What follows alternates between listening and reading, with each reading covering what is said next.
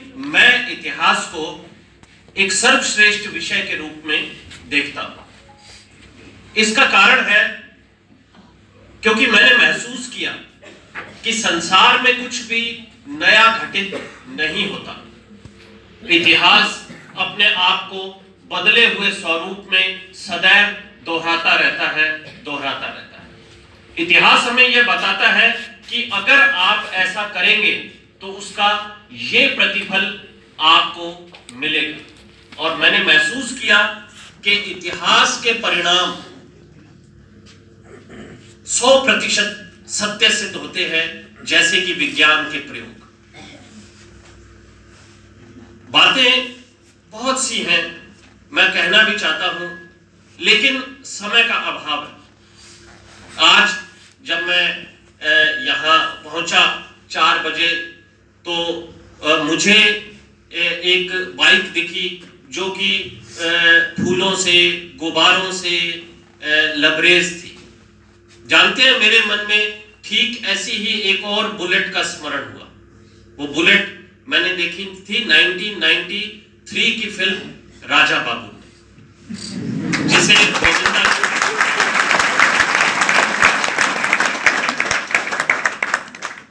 तो जैसे ही मुझे राजा बाबू का स्मरण हुआ तो मुझे मेरे राजा बाबू का भी स्मरण हुआ।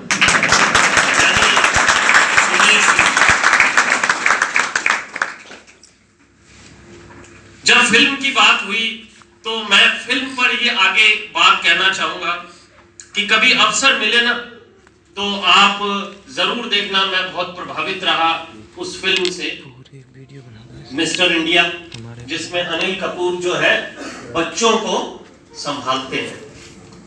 देखना, लेकिन मात्र मनोरंजन की दृष्टि से नहीं। कभी आपको समय मिले तो हमारे समय में एक फिल्म आई थी लोहा, जिसमें शत्रुघ्न सिन्हा, ठीक है, अवश्य देखना। उसका एक दृश्य मेरे को बहुत ही शानदार लगता है कि जब वो कुछ राशि लेकर आ रहे होते हैं, धन लेकर आ रहे होते हैं शत्रुघ्न सिन्हा, और ये सोचते हैं कि भाई इससे मैं अपने बच्चे को मौज कर पाऊंगा। तो इतने में एक आदमी आता है, वो कहता है कि मेरी माँ बीमार है या बहन बीमार है, कुछ इस तरह का उसमें दृश्य था। तो वो क्या करते हैं कि सारे रुपए फिर से गिनते हैं और 100 का नोट अपने पास रख लेते हैं और बाकी पैसे उसे देते हैं।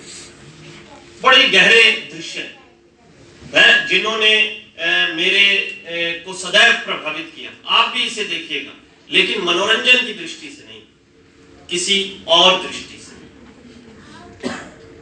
एक गीत आज आप जरूर सुनिएगा, मधुबन खुशबू देता है, सागर सावन देता है, जीना उसका जीना है जो औरों को जीवन देता है।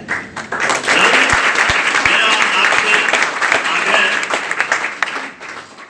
क्योंकि फिल्म्स की बात चल रही है तो हम उसी पर ही बात करेंगे। आप जरूर एक बार आज रात को YouTube पर आंखें बंद करके सुनिएगा। एक बात और मैं कहना चाहूंगा कि ये बात आई थी, किसने अपने जिक्र में कही, किस साथी ने कही, मेरे को ध्यान नहीं है, शायद कन्हैया सर ने ये बात कही थी। मुझे ऐसा लग रहा है कि आपको अपने मन में एक चीज धारण करनी है आज, कि जब मैं फील्ड में होऊंगा, जब मैं व्याख्याता बन जाऊंगा, जब मैं प्राध्यापक बन जाऊंगी, तो जो बच्चे हैं सामने बैठे हैं, सरकारी स्कूल के बच्चे हैं, सामान्य तौर पर माना जाता है कि जरूरतमंद बच्चे होते हैं, तो उन्हें दिल से पढ़ाइएगा। आप देखिएगा आपका चयन जरूर होगा, क्योंकि मेरा ये मानना है कि खाली पढ़ने से ही चयन नहीं होता। ये बात मैंने महसूस की अनेक बार। तो इसको जरूर धारण कर लीजिएगा कि उन बच्चों के हित में मैं आवश्यक रूप से काम करूं। बहुत सारी, आज मैं फ्लैशबैक में भी था जब ये सारा कार्यक्रम चल रहा था, बहुत सारी स्मृतियां मेरे मन में थी कि मैं पढ़ता नहीं था। मेरी खुद की हर साल सप्लीमेंट्री आती थी, फिर मैंने पढ़ना शुरू किया, 15-16 घंटे डेली की सिटिंग निकाली 91 से 95 तक, अनेक असफलताएं भी देखी, लेकिन हर बार उत्साह को बढ़ाया। 96 में व्याख्याता बना, ये भी स्मृतियां। मेरे मन में वो भी स्मृति थी कि मुझे लगता था कि आरएएस नहीं बना जा सकता, क्योंकि मैं तो किसी आरएएस को जानता ही नहीं। आरएएस तो छोड़िए, एलाइड सर्विसेज वाले को भी नहीं जानता। मुझे ये ध्यान है अच्छी तरह से कि 97 में जब हमने विद्यालय में एक कार्यक्रम करवाया, जब मैं व्याख्याता बन गया था, तो एसडीएम साहब थे सूरतगढ़ के, श्री वासुदेव जी शर्मा, वो पधारे, उन्होंने मेरे से हाथ मिलाया, तो मुझे ये लगा कि एसडीएम ने मुझसे हाथ मिलाया। ये बात मैं आपको इसलिए कह रहा हूं कि हमें सदैव अपनी उस स्थिति का स्मरण रखना है जो स्थिति कभी हमारे साथ रही है। मतलब हमने अपने वक्त को, अपने समय को, इस दिन को भी आपने याद रखना है। इसलिए याद रखना है कि आगे आने वाले समय में कोई बच्चा आपके पास आएगा और वो कहेगा कि सर मैडम मुझे गाइड करो। आपके पास ज्ञान है, आप उसे निर्देशित कीजिएगा। ये मेरा आपसे आग्रह है। ये बात सही है कि ये शरीर मिट्टी का है, हम चले जाएंगे यहां से, आज नहीं जाएंगे तो 70-80 में जरूर जाएंगे, सभी लोग जाएंगे। तो ये जो शरीर है ना, इसका इस्तेमाल करें, जनहित में, जन कल्याण में इस्तेमाल करें। और यही आश्रम का मोटो है। बहुत सारी आलोचनाएं भी होती होंगी, मेरे बारे में भी, मेरे साथियों के बारे में भी बहुत कुछ कहा जाता होगा। ये बातें सारी की सारी सही हैं, लेकिन किसी भी सिस्टम को रन करना चुनौतीपूर्ण होता है। बहुत सारी बातें होती हैं। मेरे से लोग हमेशा कहते हैं कि ऐसे कैसे कर लेते हो, लेकिन कौन कहते हैं? आम आदमी नहीं कहता, ब्यूरोक्रेट्स कहते हैं, बड़े इंडस्ट्रियलिस्ट कहते हैं, राजनेता ने कहा, मीडिया वालों ने कहा। ये 4 वर्ग हैं जो हमेशा ये कहते हैं कि कोई हमारे लायक सहयोग हो तो जरूर बताना। तो मैं उनको ये कहता हूं कि ये तो ईश्वर की कृपा है, मैं नहीं रन करता,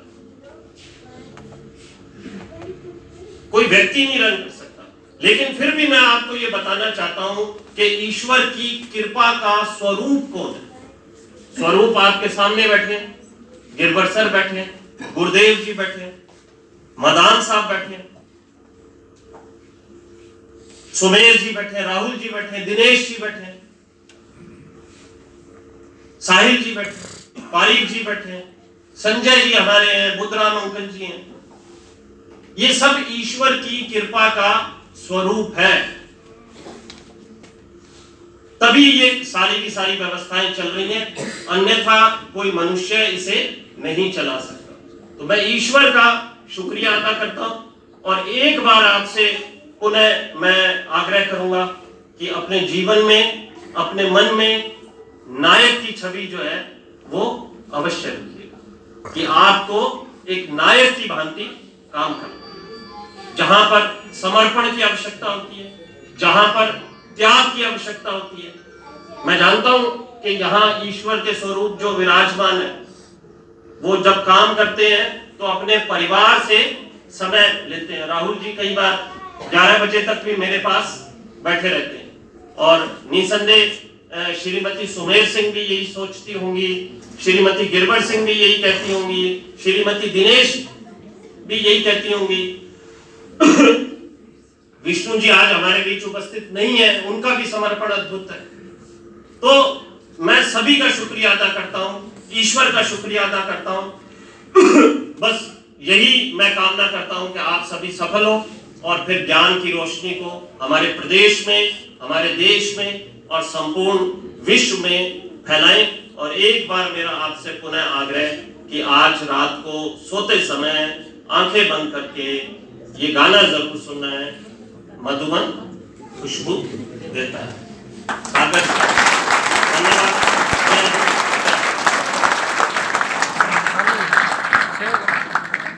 वो काम मेरे को तो पता ही नहीं है कि कौन कौन लोग पेपर बना रहे हैं। ठीक है, जल्दी से मेरे को नाम लिख कर दो। ठीक है, तो कई नाम मेरे पास आए, हजारी जी बाना का नाम आया, सतपाल सिंह जी का नाम आया, मिश्रा राम जी का नाम आया, विनोद भांबू का नाम आया, संत वीर का नाम आया, पूनम चंद जी का, ओम प्रकाश जी सीगढ़ का नाम आया। और जब फर्स्ट ग्रेड की मेरे को गिरबर सर ने लिस्ट तैयार करके दी तो वो इतनी लंबी हो गई कि मैं उसको बांचने बैठूंगा तो बहुत ही समय लग जाएगा। मैं किसी का जिक्र नहीं कर रहा, लेकिन एक ही बात कह रहा हूं कि ये सभी ईश्वर के स्वरूप। धन्यवाद। जय